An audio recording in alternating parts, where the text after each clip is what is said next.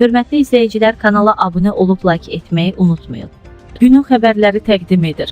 Əhalinin nəzərinə bu gündən başlayaraq Günəşdə güclü M3-5 sinfinə aid partlayış qeydə alınıb. Baku AS xəbər verir ki, bu barədə Rusiyanın Tədbiqi Geofizika İnstitutunun alimləri məlumat veriblər. Mütəxəssislərin sözlərinə görə, partlayış 4274 Günəş ləkəsi qrupunda rentgen diapazonunda baş verib və təxminən 25 dəqiqə davam edib. İnstitut izah edib ki, Günəş partlayışları rentgen gücünə görə 5 sinfə bölünür: A, B, C, M və H. Minimum səviyyən A0-0 yer orbitində kvadrat metrə 10 nanovat gücə uyğundur və sonraki hər sinif radiasiya gücünü 10 dəfə artırır. Belə partlayışlar yerə çatdıqda maqnit fırtınalarına səbəb ola biləcək Günəş plazmasının atılması ilə müşahidə oluna bilər. Xatırladaq ki, maqnit fırtınaları yerin maqnit sahəsində Günəşin fəaliyyəti nəticəsində yaranan pozuntulardır.